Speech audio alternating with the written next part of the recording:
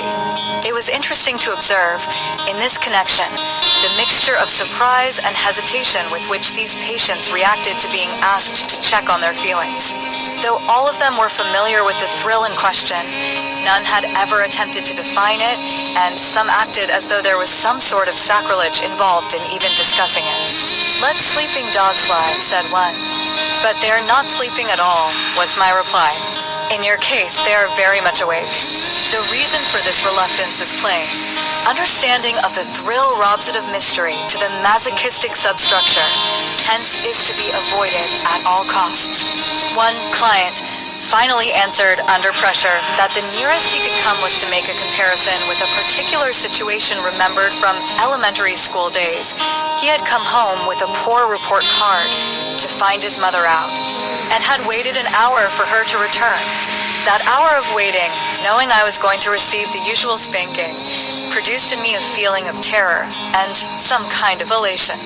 This recollection contains an elaboration of the elation and terror experienced in the gambler's thrill. The elation corresponds in more superficial, though also unconscious, layers to the lesser crime of pseudo-aggression. The gambler oversteps educational commands. It is shifted to that point as an admission of the lesser crime, though genetically it belongs to the real crime of masochistic pleasure.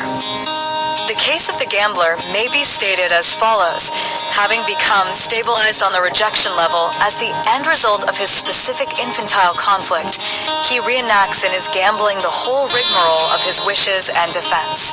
The unconscious wish, "I want to be refused," is counteracted by severe inner guilt. To assuage the latter, the mechanical gambling device and its animate substitutes become unconsciously identified with the infantile prototypes. These must, by their unjust and refusing behavior, feed the alibi. "I am just the innocent victim." Losses provide the necessary proof of the alibi. Hence my conviction that the gambler, unconsciously, wants to lose. In the long run, he always loses. To formulate it another way, the gambler risks good money for the bogus coin of his inner wishes and defenses. Since no exchange rate exists between inner and outer reality, he takes monetary losses as part payment for his happiness and unhappiness. You're so afraid of being honest with yourself. You'd better take a look inside your head. Every day seems much harder telling right from wrong. You've got to read between the lines. Fight the good fight.